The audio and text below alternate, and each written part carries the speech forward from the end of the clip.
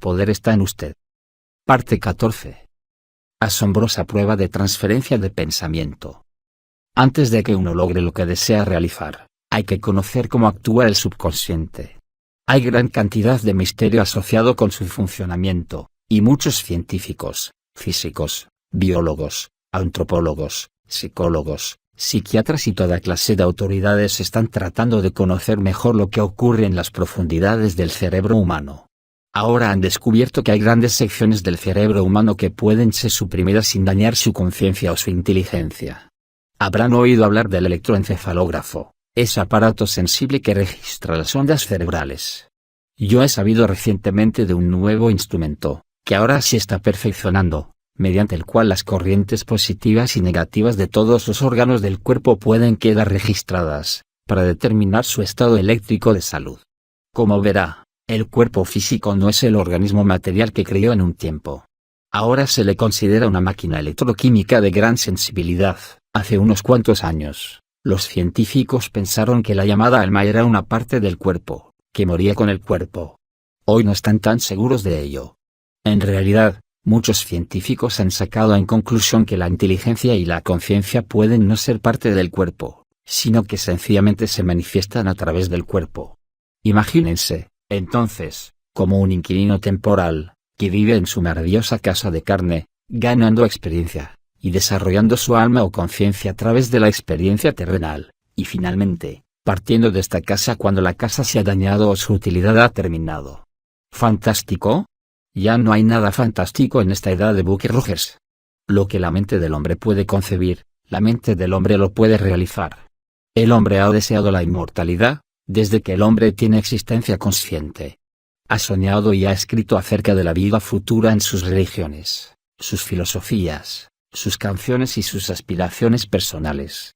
Ahora se está haciendo aparente que el hombre ha intuido una tierra más allá de los 5 sentidos, no menos real que el mundo en donde está ahora, una tierra que espera su llegada, después del cambio llamado muerte. Cuando se desarrolla la conciencia, se da uno cuenta de la creciente convicción positiva de que la vida no es todo, que es solo el comienzo de una experiencia que se desarrolla continuamente en el gran universo de Dios.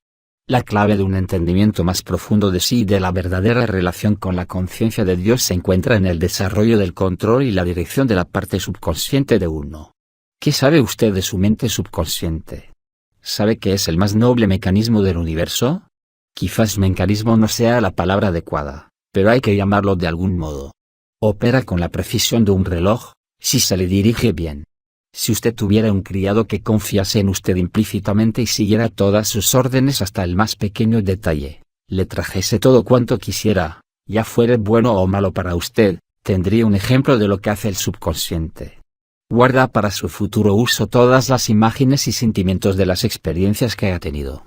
Todo contrasentido por algo o por alguien queda registrado en el subconsciente. Sus miedos, sus preocupaciones, sus odios y prejuicios están todos ahí con sus pensamientos.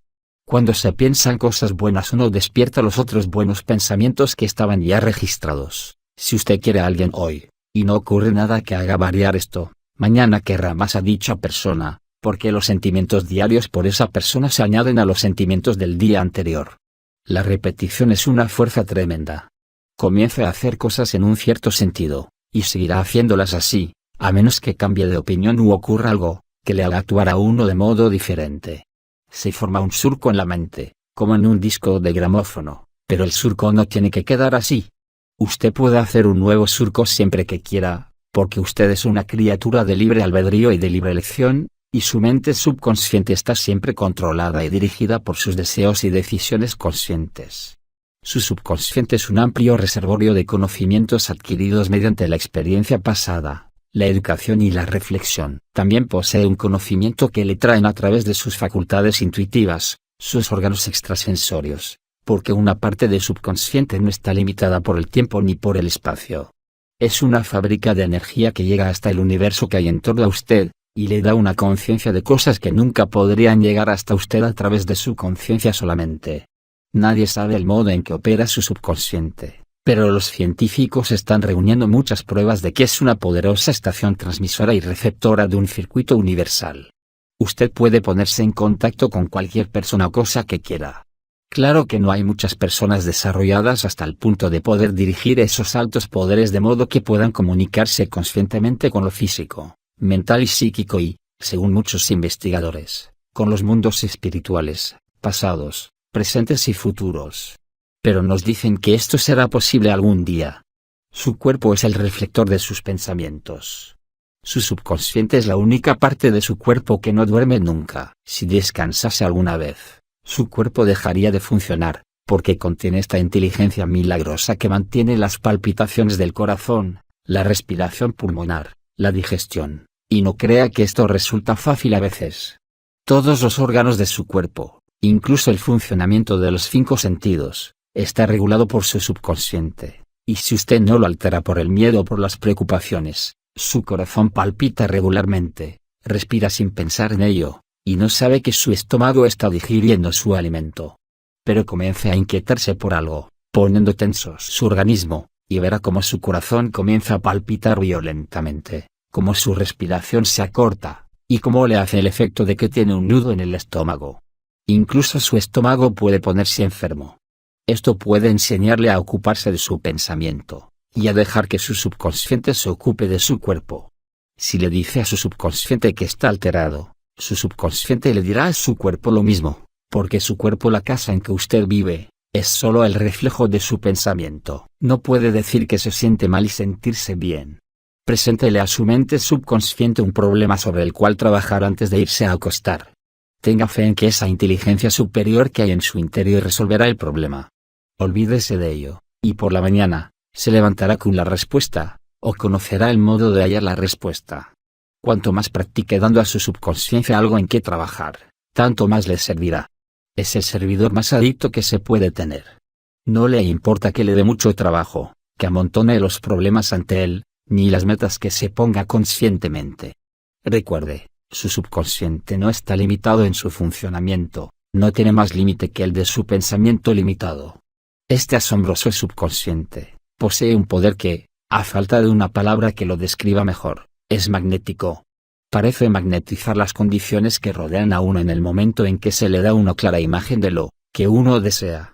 Y comienza atrayendo todo cuanto uno necesita, incluso la gente que uno necesita conocer, para ayudarle a uno a lograr lo que busca. Las cosas comienzan a suceder, tan naturalmente, que frecuentemente uno no se da cuenta de lo que la mente subconsciente está haciendo por uno.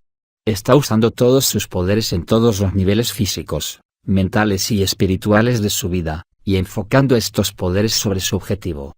Usted no puede fracasar, si instruye adecuadamente a su subconsciente y mantiene su fe en la capacidad de operar milagros que tiene el poder interior. Pero la más misteriosa de todas las funciones del subconsciente es lo que la ciencia llama sus facultades extrasensoriales.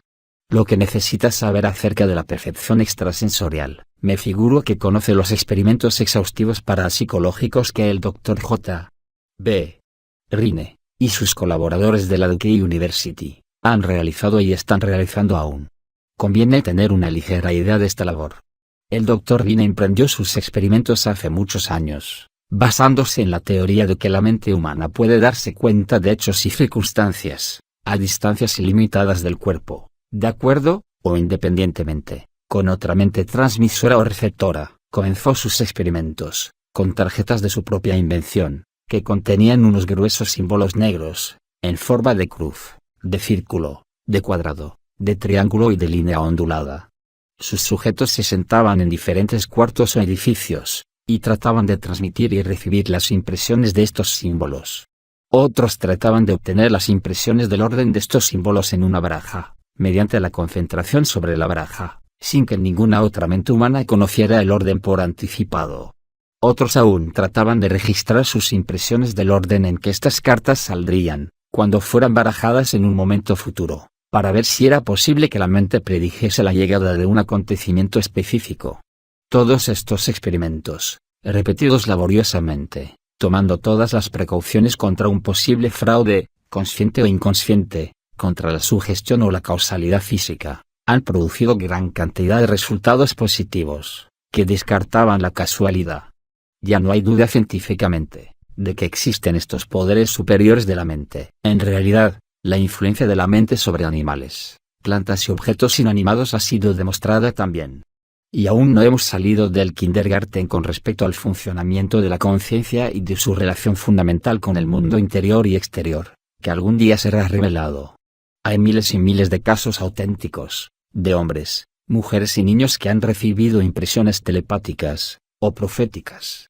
Estas impresiones han venido a ellos en forma de imágenes mentales, sentimientos fuertes, ya durante el sueño o la vigilia.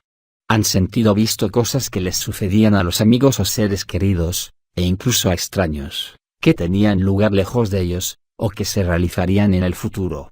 Bajo ciertas condiciones establecidas, de receptividad y concentración, las mentes pueden comunicarse entre sí, sin que las obstaculicen las supuestas barreras del tiempo y el espacio. Usted puede desarrollar similares potencias mentales, pero ya se ha indicado, que la mente subconsciente, y los poderes que posee, no está limitada por el tiempo ni por el espacio. Cuando uno ha aprendido a dominar su mente y sus emociones, también puede transmitir y recibir pensamientos. Si desea realizar alguna experiencia telepática particular, puede seguir el método siguiente. Muchos hombres y mujeres lo han probado, informando su asombro por las correctas impresiones que han recibido. Primero, afloje su cuerpo físico, de pies a cabeza, separándose de él completamente con su mente consciente.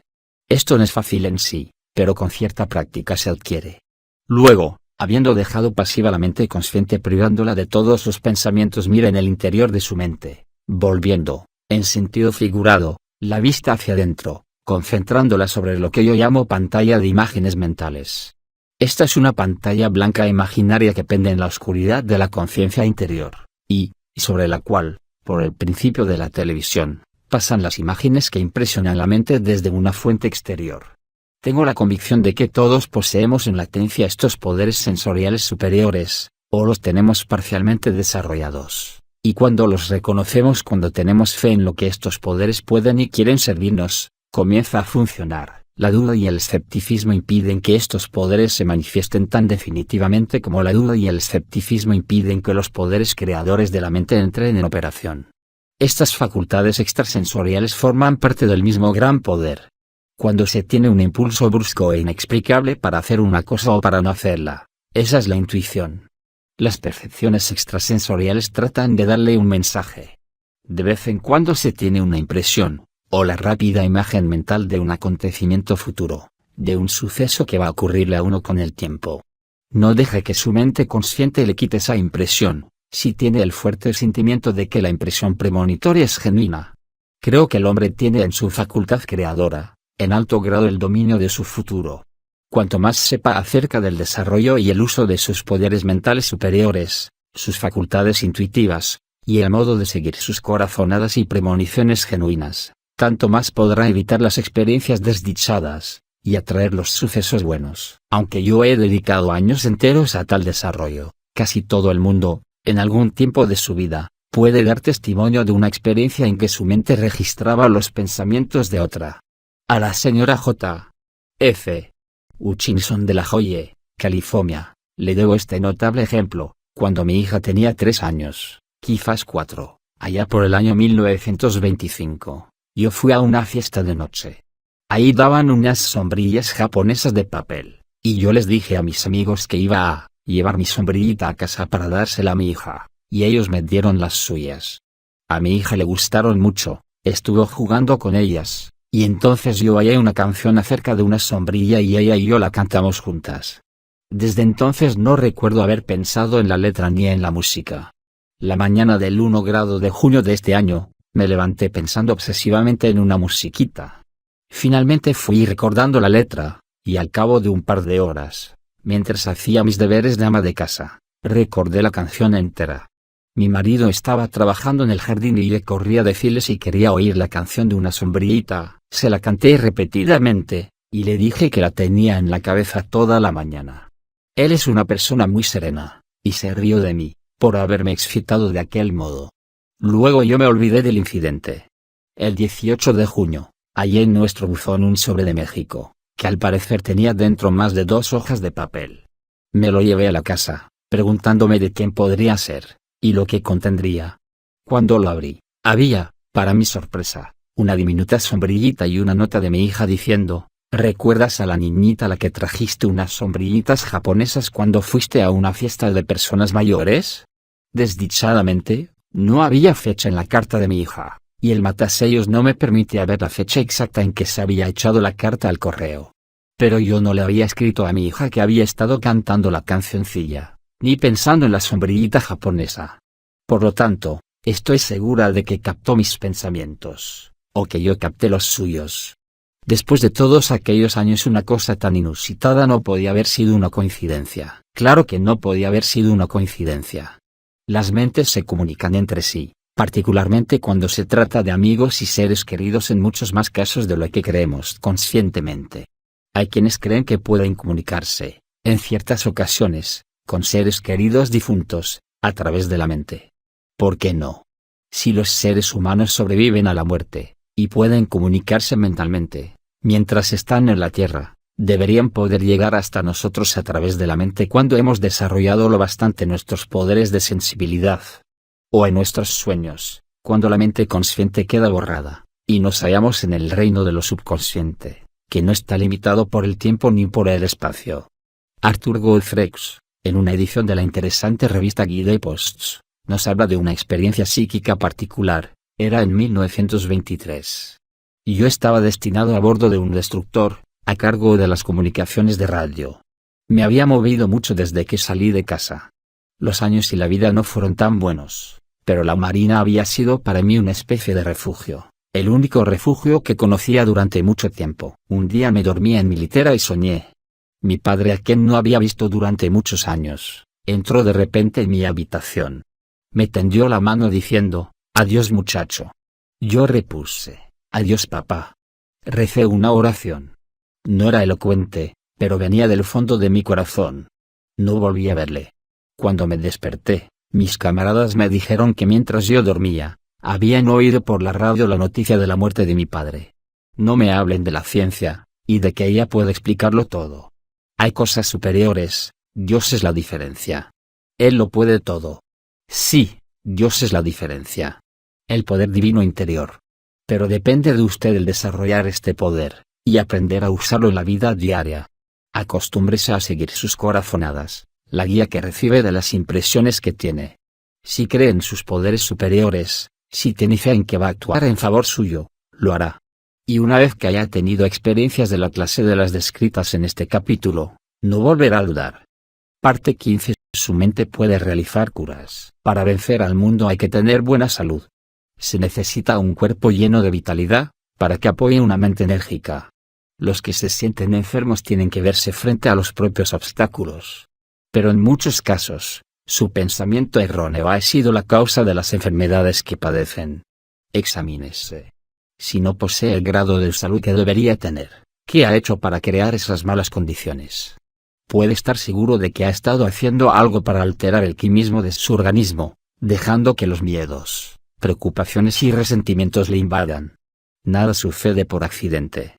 Detrás de las cosas más insignificantes que ocurren, hay causas. Ahora es un hecho establecido que su cuerpo refleja las actitudes de su mente, si estas actitudes se hacen crónicas. Sabido es que la preocupación y la presión alteran la digestión, provocan palpitaciones, aliento corto y transpiración nerviosa. Un miedo repentino puede producir todo eso. Por lo tanto, no trate de decirme que no cree que lo que siente y piensa puede afectar su salud. Ahora fíjese en este punto importante: si su mente tiene el poder de enfermar, mediante un pensamiento equivocado, obviamente tiene el poder de curar, mediante un pensamiento acertado. Yo no afirmo que la fuerza de voluntad, que el poder creador es una panacea, pero sí sé que la actitud mental adecuada ayuda a cualquier persona de mala salud. Recuerda al médico francés Dr. Émile Coué, que estuvo en los Estados Unidos hace algunos años, diciendo a la gente que se curarían si adoptaban su plan. Su idea era bien sencilla. Todo cuanto había que hacer era repetirse, todos los días, en todos los aspectos: me voy poniendo cada vez mejor. Mucha gente se reía del Dr. Coué. Su método era tan sencillo que la gente le llamaba chiflado. No había nada nuevo en aquella idea, como no lo hay en las ideas que estoy expresando. Es otra manera de propagar el tema de la reiteración, de la repetición. De mantener el pensamiento fijo en lo que se desea. Esos pensamientos positivos, a su vez, pasan a la mente subconsciente, al poder creador interior. Piense que la salud, la dicha y la fortuna serán suyas con el tiempo, y así sucederá. Ahora, cuidado. No haga tonterías. Las buenas ideas, como las del Dr. Coe, han perdido su valor para muchas gentes porque han visto cómo otros las exageran. Uno no puede engañarse diciendo, todos los días, en todos los aspectos, estoy mejor, cuando no se hace nada para cambiar actitudes mentales erróneas, o las costumbres que han dado lugar a la mala salud. No se puede tener un pensamiento adecuado y esperar llegar con él a alguna parte, si uno está lleno de un centenar de pensamientos erróneos. Todos conocemos gente que continuamente habla de dolores de cabeza, de dolores de espalda, de dolores de estómago, o de otra clase de dolores. Hacen hincapié en ellos, y los dolores se convierten en realidades. Si uno tiene tal dolor, y está decidido a que no sea grave, solo una reacción nerviosa de alguna clase, entonces es inútil hablar de ello. También lo es hablar de preocupaciones y tristezas. Con eso no se hace más que fastidiar a uno y a los demás. Estos ya tienen sus inconvenientes y les molesta que usted les hable de los suyos. Si va por ahí abatido y hablando de los males que le aquejan, lo más probable es que todo esto se refleje en usted. Apártese del tipo negativo y sea afirmativo. Si piensa afirmativamente, todos sus males desaparecerán. No pueden seguir viviendo si usted no les da nutrición. Si sufres por algo externo, ese algo no es lo que te altera sino tu juicio acerca de ello. Y tú puedes borrar ahora ese juicio. Pero si hay algo en tu disposición que te hace sufrir, ¿qué te impide corregir tu opinión? Filosofía de los siglos. El poder curativo del amor. Los científicos de Harvard, bajo la dirección del profesor Pitirima Sorokin, están realizando un experimento extraordinario. Están estudiando el poder del amor. Han descubierto ya que el amor tiene aún más poder que la medicina sobre la enfermedad. Las dosis adecuadas de esta emoción pueden dar lugar a una mayor vida, a una mayor salud y felicidad, igual que a la paz del espíritu. Jóvenes y viejos se transforman cuando toman la poción del amor. Si odia a una persona, deje de hacerlo y ámela y vea lo que ocurre. Lo más probable es que tenga un amigo, en lugar de un enemigo y que se le curen las úlceras del estómago. La mayoría de los seres humanos no olvidan un insulto jamás, pero aún recuerdan más una amabilidad. Como las cosas semejantes se atraen, ¿no prefiere dar amor y amabilidad para obtener la misma cosa? Habrá oído decir a la gente, me vengaré de fulano de tal, aunque me cueste el resto de mi vida. El tener tal resentimiento les hace más daño que la persona que odian. Todo el mundo quiere ser amado, incluso un perro. Uno se siente mejor cuando ama y es amado. Mire a los hombres y mujeres marchitos que tienen en torno suyo, si no creen que el amor es una fuerza creadora y vital. Varios científicos han tratado de amar a unas plantas y odiar a otras, y las plantas nutridas con amor crecieron, mientras que las nutridas con odio se desarrollaron mal o se secaron. Hay un viejo dicho, se puede matar de amor a una persona, pero yo siempre me arriesgaría más con el amor que con el odio. Quiten el odio de su vida, si quieren tener y conservar una buena salud. La mente puede curarlo. Hay en la mente un poder creador que bien dirigido, puede curar. Yo he usado esa fuerza para curar diversos males adquiridos mediante un pensamiento equivocado, y usted también puede aprender a hacer uso de él. Uno de mis queridos amigos es el Dr. Frederick Bayles, director de la Gran Iglesia de la Ciencia Mental de Los Ángeles. Todos los domingos realiza curas en el teatro de Foxwoods. Estas comprenden un periodo de meditación, y vale la pena atravesar el país para conocerlo. Unos 2.500 espectadores permanecen sentados en silencio, apelando el poder creador que Dios les ha dado, a ese algo de su interior. Cada cual piensa en los males que necesita corregir, para llegar a la normalidad. Los resultados son maravillosos, y ello se debe a que el Dr. Bayles practica lo que predica. Se ha curado, y por ello sabe curar a los demás. Por dicha razón yo he pedido al Dr. Bayles que relate su curación, para que usted pueda aplicar este mismo método a sus necesidades específicas. Es el siguiente. En 1919 estaba terminando mis estudios en la Escuela de Medicina Misionera, de Londres, unida al Hospital Homeopático, y preparándome para ir a Bolivia como misionero médico. Un mes antes de graduarme, me puse enfermo. Las pruebas de laboratorio confirmaron el diagnóstico de diabetes, invariablemente fatal, en una persona joven. Los mejores médicos de Alley Street me daban 1 año o 2 de vida. Por aquella época, Yo estaba educado en la tradición médica y habría usado métodos médicos de tratamiento, pero como esto ocurría 5 años antes de los trabajos de Banting con la insulina, no había droga capaz de tener algún efecto sobre este estado. 2 de los médicos con quienes había trabajado en el hospital estaban comenzando a estudiar la acción recíproca de la mente y el cuerpo. Habíamos estado experimentando con ciertos pacientes, mediante el uso de placebos, que eran unas tabletas no medicinales que tenían apariencia de medicinas.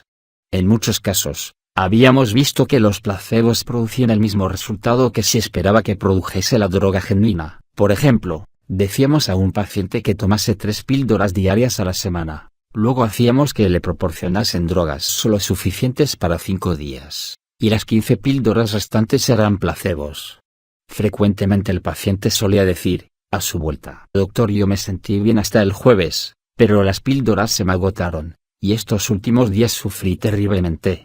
Como algunos de estos pacientes padecían de enfermedades graves, y como había visto que los pacientes hipnotizados dejaban de sufrir sin recurrir a la morfina, decidí que alguna técnica mental me serviría, especialmente si la practicaba con los ojos abiertos, sin necesidad de placebos. Y lo hice. Como diariamente nace una miríada de células, y como cada una de ellas nace bajo la idea dominante de la salud o de la enfermedad, yo determiné infundir a cada célula el concepto de la salud y la estructura y la función adecuadas. Y comencé a ensalzar al cuerpo por la mutua cooperación de unas partes con las otras. Afortunadamente yo estaba familiarizado con las estructuras internas del páncreas, pues había practicado la disección de varios, y podía haber hecho un dibujo de los islotes de Langerhans, que constituyen el laboratorio químico en el cual la infinita inteligencia sintetiza las componentes de la insulina. Comencé a hablar al páncreas, diciendo que yo sabía que él iba a trabajar, que no le gustaba estar ocioso, que algo en mi actitud mental pasada le había hecho apartarse de su voluntad de trabajar, y que desde entonces, tendría de mi parte toda la cooperación requerida. Se me podría preguntar, signo de interrogación abierta, ¿pero realmente creía que podía oírle? Claro que no. Pero el solo concepto de ello me animaba. Yo no conocía la metafísica, ni ninguna de sus técnicas, estaba tan solo como Robinson Crusoe en el mundo espiritual, y esta era la mejor forma en que podía contrarrestar en mí lo que había producido la detención. Había una cosa de la cual estaba seguro, y era de que la imaginación podía producir infinitos cambios en el cuerpo. Esto lo había visto ya en el hospital. Entonces iba a ver que este universo es un universo de pensamiento puro. No conocía entonces las investigaciones que notables astrofísicos, como Eddington y Lynch tenían emprendidas, y que han contribuido en gran parte a probar que el universo no es más que un gran pensamiento, vestido de forma. Pero yo creía firmemente que cada célula nueva recibía la impresión de mi nueva orientación de pensamiento, por lo cual usé todas las palabras que podían ayudarme a creer las palabras que ostensiblemente dirigía a mi cuerpo. Los experimentos del hospital habían demostrado que los pensamientos y creencias podían afectar el cuerpo infinitamente, a veces en serios desórdenes. Pero, por lo que yo sabía, nadie se había curado de una enfermedad tan grave como la diabetes. Sin embargo, cuando la alternativa es la muerte, una persona desesperada prueba cualquier cosa. Yo sé que en el universo no se mueve nada sin un previo trabajo de la inteligencia. La acción va precedida de una cierta actividad mental. El universo es, como dice Lynch, el pensamiento del pensador matemático, condensado en forma rigurosa. El cuerpo del hombre podía ser razonablemente, lo que es el universo para el pensador infinito, el reflejo de su pensamiento individual. Como todo pensamiento es creador, la naturaleza y la condición de lo creado dependen de la naturaleza y la condición del pensamiento. Yo comprendía que pisaba un terreno sano y lógico, al tratar así de dar color al proceso creador para que dirigiese la función perfecta. Durante 8 o 9 semanas, no hubo cambio aparente, pero yo persistí. Entonces, una semana, las pruebas de laboratorio indicaron una disminución del azúcar. A la semana siguiente, esto se acentuó. Desdichadamente, yo no llevaba un diario, por lo cual estos periodos podían no ser exactamente correctos, pero el azúcar continuó disminuyendo durante varias semanas. Luego, sin razón aparentemente, aumentó de nuevo. Aquello era muy decepcionante, pero yo continué con mis procedimientos, y el azúcar volvió a disminuir. Estas subidas y bajadas intermitentes continuaron durante 6 años, durante los cuales yo fui logrando dominar mi enfermedad. El rasgo animador era que nunca el azúcar aumentaba como antes. Con el tiempo, llegó un día en que el análisis de orina dio un porcentaje de azúcar insignificante. Pero ese porcentaje insignificante se mantuvo durante 6 y 8 meses, antes de que los informes del laboratorio dijesen, azúcar, negativo. Aquel fue quizás el día más feliz de mi vida. Sin embargo, fui prudente durante algunos meses, absteniéndome de los carbohidratos en mi dieta. Gradualmente llegué a la convicción de que mi mal había desaparecido, y por entonces, había aprendido a dar a mi creencia una cierta finalidad, comprendiendo que ya no tendría que preocuparme más acerca de mi estado. Durante 30 años, he tomado todos los almidones y azúcares que he querido. Nunca en mi vida he tomado una gota de insulina. Mi energía y vitalidad son superiores a las del hombre de mi edad, y ha sido un supremo placer para mí el enseñar a miles de seres este principio creador, que me ha sacado de las sombras de la muerte. ¿No le emociona esto? Este mismo principio creador reside en usted en este momento, dispuesto a servirle, como le sirvió al Dr. Bailes. Todo lo que tiene que hacer es comenzar a hacer uso de él, apelar a él, dirigirlo, ejercitar su voluntad, su determinación, su persistencia, su imaginación, su fe. Si lo cree, así es. Lea una y otra vez la descripción que el Dr. Bailes hace de su curación, recuérdela y aplique esos métodos a su vida, pero no vaya a cometer un error. Recuerde la sabiduría del dicho, hay que empezar por el principio. Si es diabético, no se zambulla antes de saber nadar. Comience preparando su mente, liberándola de miedos y preocupaciones y de toda clase de perturbación emocional. Póngase en contacto con el poder creador que Dios le ha dado, esta fuerza curativa. Experimente con ella en pequeñas cosas. Observe el modo en que responde su cuerpo, cómo mejora su salud cuando mantiene actitudes mentales más dichosas y confiadas. Cualesquiera que sean los estados mentales y emocionales que han dado lugar a esa actitud, tiene que suprimirlos. Cuando haga esto, necesariamente mejorará su salud en general. Y este poder llegará a ustedes cuando aprendan a emplear la curación en su vida tal como lo hizo el Dr. Bailes. Examine su desarrollo, su progreso, en compañía de su médico. Todos los médicos reconocen ahora la gran ayuda que la actitud mental adecuada tiene en cualquier convalecencia. Saben que la fe es una fuerza potente, que cuando los asesinos gemelos, el miedo y la preocupación, mueren, se pueden lograr grandes cosas. Nunca pierda la esperanza. Si los médicos lo han condenado, entonces ponga su fe en el poder curativo que Dios le ha dado. Bajo tales circunstancias, le será posible activar las células de su cuerpo, mediante un pensamiento acertado, y dar lugar a una curación. Esto le ha ocurrido a miles de otros seres, cuando la esperanza se había perdido aparentemente, y lo que ellos han podido hacer, usted también puede hacerlo. Estamos comenzando a comprender el potencial del poder curativo que poseemos, no solo cómo podemos utilizarlo, sino ampliarlo a los demás e incluso dedicarlo en favor de nuestros animales domésticos. Sí, todo cuanto posee inteligencia puede tener un fuerte sentimiento de amor por alguien, y un sentimiento igualmente fuerte, aunque distinto, por un perro, un caballo, un gato o cualquier otro animal. Tales sentimientos son mutuos. Se siente el amor que un ser querido tiene hacia uno. También el amor de un perro, un caballo o un gato. Cualquier forma de vida con quien se esté en armonía. Un asombroso caso de curación. Como prueba de ello, voy a presentar un relato increíble, pero auténtico, de Command Davies, otra amiga mía, que comprende y emplea ese algo, el poder creador interior. Realizó la cura instantánea de su perra, Zadie. Esta es la historia de Anne, apoyada por el testimonio de su veterinario y de otros 5 testigos del fenómeno. Durante 2 años observé un ligero tumor en la boca de mi perra, Zadie, que tenía el tamaño de un guisante. Pensé que era una verruga y no me preocupé. Sin embargo, de vez en cuando examinaba su boca y vi que la verruga iba creciendo. En junio de 1952, la verruga comenzó a crecer más rápidamente y yo me preocupé, por lo cual llevé a Zadie al veterinario para que diagnosticase. El veterinario examinó la boca de Zadie, y dijo que se trataba de un tumor, que los tumores en la boca eran muy graves, pues casi todos se convierten en malignos, y me recomendó que operase enseguida. Debido a circunstancias lejos de mi control, no pude entregar a Zadie al veterinario hasta el 4 de septiembre de 1952, en cuya época el tumor se había hecho alarmantemente grande, casi del tamaño de la falange de mi dedo pulgar. Zadie estaba muy molesta, y todos mis amigos se daban, como yo, cuenta de esto.